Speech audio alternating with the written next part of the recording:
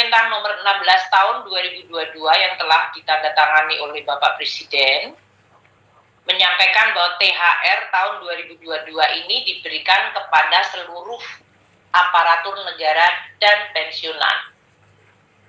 Dalam hal ini, aparatur negara pusat adalah 1,8 juta pegawai.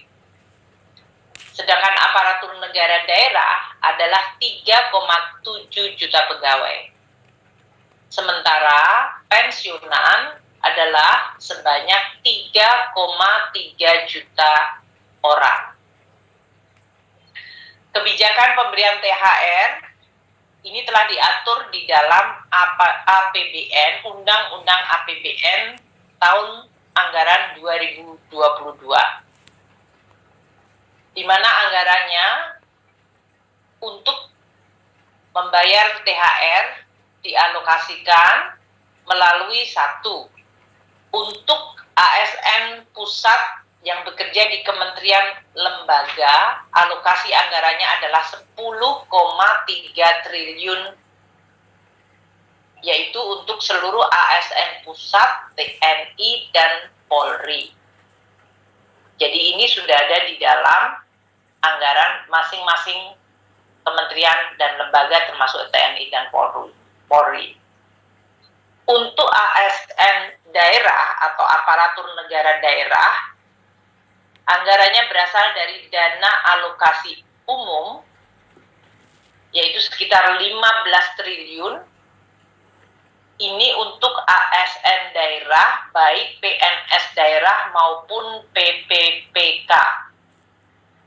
Dan sumber ini dari DAU dapat ditambahkan dari APBD tahun anggaran 2022 sesuai kemampuan fiskal dari masing-masing pemerintah daerah dan sesuai dengan ketentuan peraturan yang berlaku. Sedangkan anggaran untuk THR pensiunan itu berasal dari pos bendara umum negara, yaitu sebesar 9 triliun rupiah.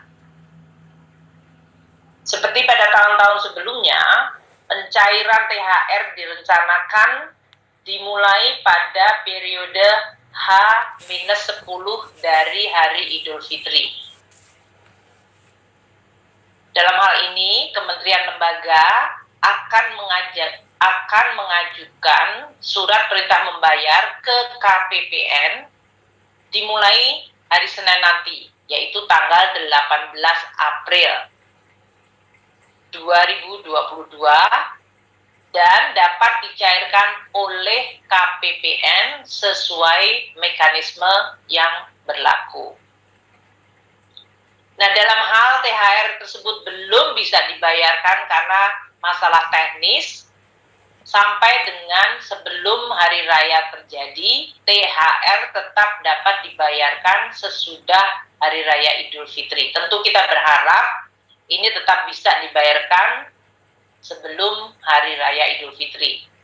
Tapi kalau ada beberapa kasus di mana itu belum bisa dilakukan karena masalah teknis, dia tetap dapat dilakukan sesudah hari raya.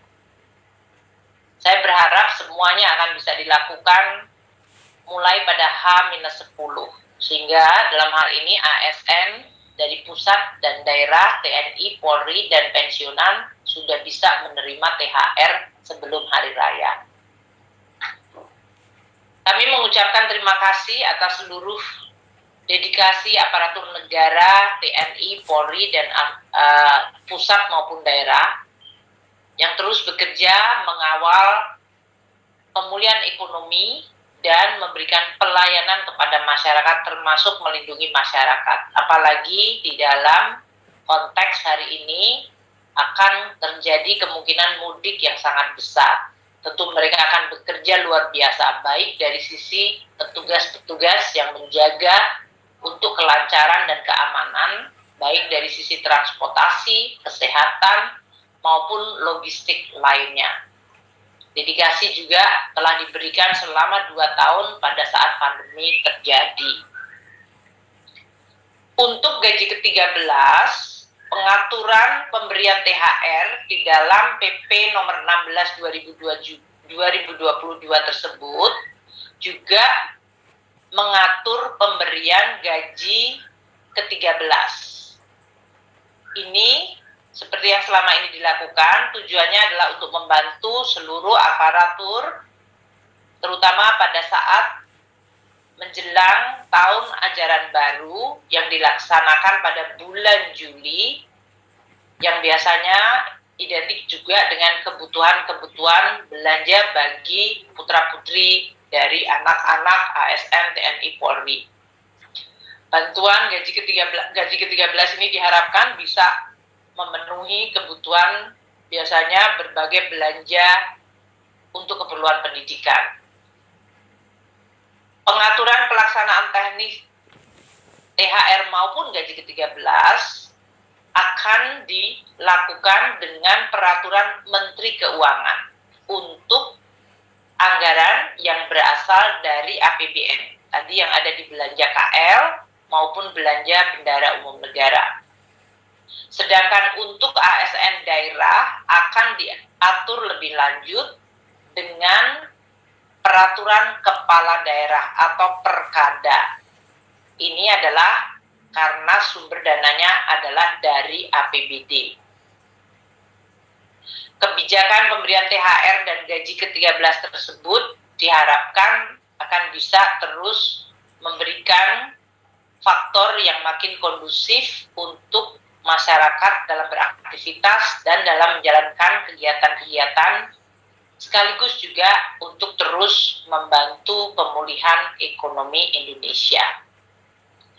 Demikian yang bisa saya sampaikan. Saya akan kemudian kepada Pak Cahyo, Menteri PAN dan RB untuk bisa menyampaikan, dan kemudian akan disusul oleh Bapak Sekjen Kementerian Dalam Negeri.